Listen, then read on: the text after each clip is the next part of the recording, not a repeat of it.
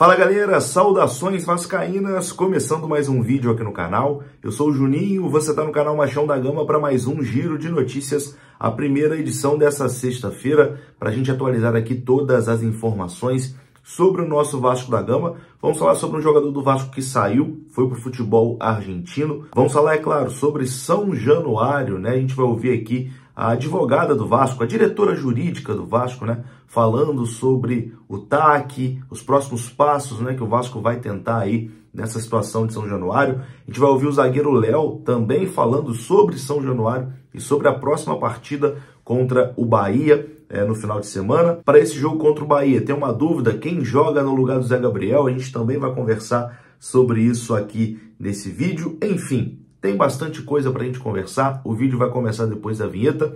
Antes da vinheta eu conto com você, deixando aquele like que é muito importante e também se inscrevendo aqui no canal se você não for inscrito, beleza? Deixou o like, se inscreveu, a vinheta rodou.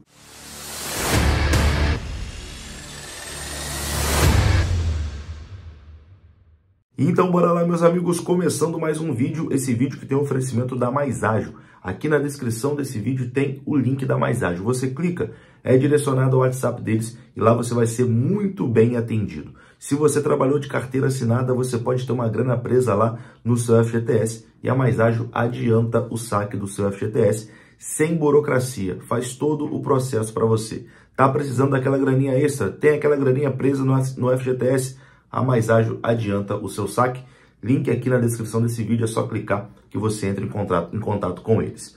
Bom, a gente começa aqui falando sobre Galarza. O volante Matias Galarza foi negociado com Talleres de Córdoba. O Vasco anunciou ontem de forma oficial que o jogador foi emprestado ao Talleres de Córdoba até o final de 2024, ou seja, 1 ano e meio de empréstimo, e nesse contrato prevê opção de compra, né, para o clube de Córdoba. Então, o Galarza não é mais jogador do Vasco, ele que não vinha sendo utilizado, né, pelo professor Ramon Dias, e vai para o futebol argentino. Já foi anunciado, inclusive, de forma oficial pelo Talleres de Córdoba. Boa sorte, né, ao Galarza, que ele consiga lá no futebol argentino desenvolver o seu futebol. Ele que no Paraguai é tido como um talento, né, jogador que é convocado para a seleção, etc e tal. Tomara que consiga evoluir até para render um dinheiro futuro ao Vasco da Gama numa negociação futura. Galarza agora é jogador do Talleres, já foi liberado, já está na Argentina e já foi até anunciado pelo novo clube. Bom, a gente fala agora sobre São Januário, né? Tá toda aquela confusão em relação a São Januário, que ainda está interditado pela Justiça do Rio de Janeiro, mas o Vasco quer jogar o clássico contra o Fluminense em São Januário. Surgiu ontem uma informação que o Vasco estaria negociando com o Botafogo, né, para o jogo acontecer no estádio Newton Santos, mas a informação vinda do CEO do Vasco, né, do Lúcio Barbosa, é que a intenção do Vasco é que esse jogo seja em São Januário com o público. Segundo informações apuradas pelo Lance, o CEO da SAF do Vasco, Lúcio Barbosa, quer que o time jogue diante da torcida em São Januário contra o Fluminense e vai brigar para que isso aconteça a qualquer custo. O clássico é válido pela 23ª rodada do Brasileirão. Em nota ao Lance, o Vasco informou que, abre aspas, acredita na justiça, fecha aspas, e está confiante para receber o clássico contra o Fluminense em São Januário. Para isso, o clube já entrou em contato com o batalhão especializado em policiamento em estádios, o BEP, para buscar as soluções. Eu vou ler aqui a nota do Vasco enviada ao portal Lance. Abre aspas. O Vasco tentará a liberação de São Januário para todas as partidas, inclusive para os clássicos. Temos o direito de ter o apoio de nossa torcida em nossa casa. Já contatamos o BEP para buscar uma solução definitiva que possibilite a realização de clássicos em São Januário. O trabalho visa aprimorar o esquema de segurança existente para garantir a segurança de todos. Sobre o clássico contra o Fluminense, o Vasco acredita na justiça e que São Januário voltará a receber os seus torcedores. Fecha aspas. Então, assim, para mim é uma boa notícia, né? Porque o Vasco tem que jogar em São Januário. O clássico contra o Fluminense tem que ser em São Januário, na casa do Vasco. Acho que se o Vasco cede e leva esse jogo para o Engenhão, depois o Vasco nunca mais vai conseguir jogar no Maracanã, por exemplo. Porque jogando no Engenhão uma vez, no estádio Newton Santos, perdão, vai acabar abrindo um precedente que vão querer que o Vasco jogue sempre no estádio Newton Santos. Então o Vasco tem que correr atrás dos seus direitos, bater o pé e exercer o seu mando de campo no seu estádio, que é o estádio de São Januário. Tomara, né, que dê tudo certo e que esse jogo aconteça assim na Colina Histórica. E a diretora jurídica do Vasco, né, Gisele Cabreira, falou sobre essa situação de São Januário, sobre os próximos passos do Vasco, né, para a liberação e também sobre o termo de ajustamento de conduta que o Vasco tenta fazer com o Ministério Público. Confira. É um acordo, como se fosse um acordo. Se me cobra alguma coisa, a gente faz um acordo e paga. Basicamente é isso, né? Então, na verdade, é um acordo entre ambas as partes. Tendo acordo, acaba qualquer tipo de proibição. Esse é o primeiro recurso que o Vasco vai tentar ou o Vasco vai também à justiça em Brasília, no XBB? Isso, após o julgamento de ontem, o próximo passo é o STJ. Doutor, você fala muito como conciliador do Vasco. Alguma representante do Ministério Público foi convidado para hoje, para essa reunião? Não, na verdade é uma reunião de vascaínos, da força vascaína, né, não só da torcida vascaína, representantes da torcida da comunidade, mas também dos representantes legislativos. Só para perguntar, Gisele, como é que é essa questão da instalação das catracas? Ela já estava dentro da programação do Vasco ou isso foi feito a partir do pedido do Ministério Público? O que está faltando, então, efetivamente, da parte do Ministério Público para que possa liberar São Januário?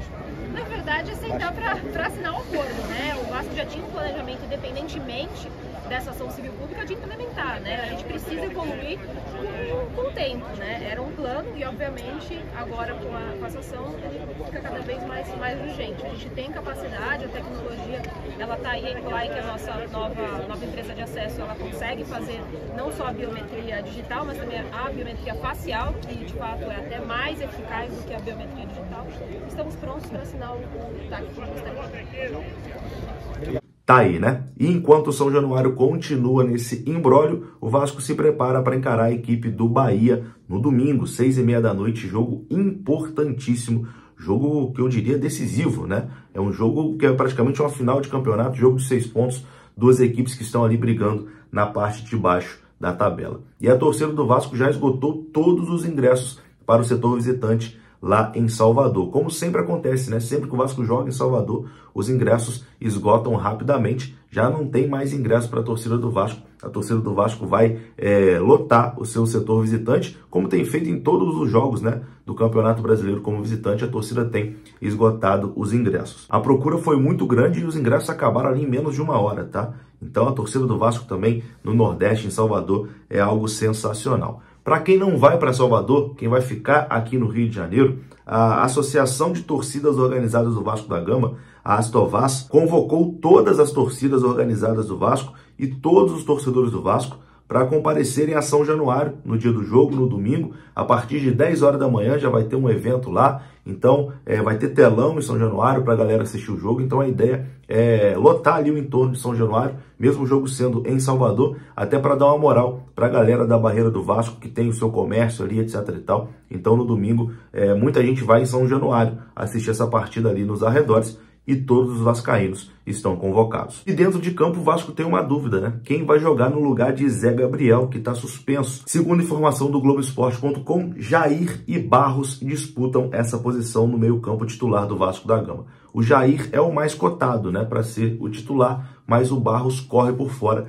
e também pode aparecer ali na posição. Acredito eu que o Ramon Dias vai optar pelo Jair por ter mais experiência, já jogou no Galo como primeiro volante, acredito eu que ele vai optar pelo Jair. Então Jair deve ser o substituto do Zé Gabriel nessa partida contra o Bahia. Quem está confirmado nesse jogo é o zagueiro Léo. Zagueiro Léo que cumpriu suspensão contra o Palmeiras e volta nesse jogo contra o Bahia. Ontem ele deu uma entrevista na Vasco TV e falou sobre São Januário, né, tudo que está acontecendo, e projetou também o duelo contra a equipe baiana. Confira. Então, nos últimos dias tem sido comentado muito torcida não poder frequentar o estádio, não tá podendo ter jogo em São Januário. São 100 anos, quase 100 anos de história. A Barreira tem uma ligação muito forte com o Vasco. Diversas pessoas que moram na Barreira trabalham no Vasco. Então não vejo por que não ter jogo lá. Eu vejo por que essa torcida que desde o ano passado que bateu recorde de público, esse ano também vem nos apoiando, não pode estar no seu estádio vendo os seus jogadores, né? As pessoas que pertencem a esse clube, que têm história nesse clube, utilizá-lo, cara. Agora, depois de quase 100 anos, não poder utilizar o estádio que foi construído pelos torcedores, que tem essa importância tão forte na América Latina, vamos dizer assim, que até uns anos atrás era o maior estádio da América Latina. Então, peraí, a gente para pensar, todo mundo joga no seu estádio, só o Vasco que não pode? Então, eu tenho pensado muito sobre isso, muitos aqui dentro do Vasco também têm pensado muito sobre isso. Eu acho que é uma decisão, na minha opinião, muito equivocada, né? Acho que qualquer clube tem o direito de utilizar o seu estádio, a torcida tem direito de estar no seu estádio.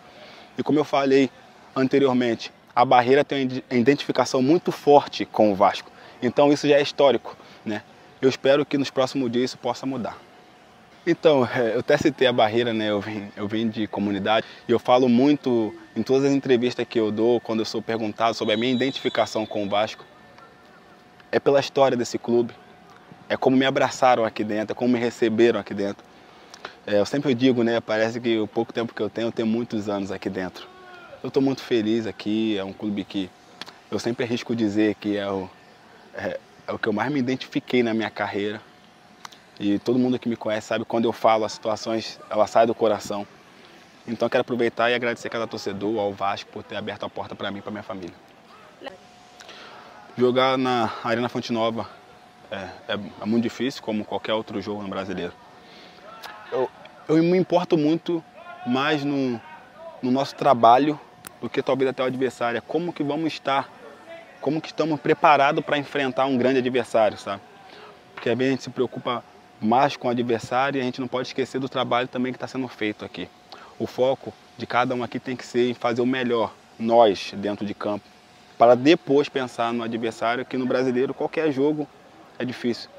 Seja dentro de casa, seja fora de casa. O brasileiro a gente tem que estar preparado para encarar qualquer adversário. Tá, então, eu vou ficando por aqui. Se você gostou do vídeo, deixa o like que é muito importante. Se inscreva aqui no canal. Saudações vascaínas. Até a próxima. Fui!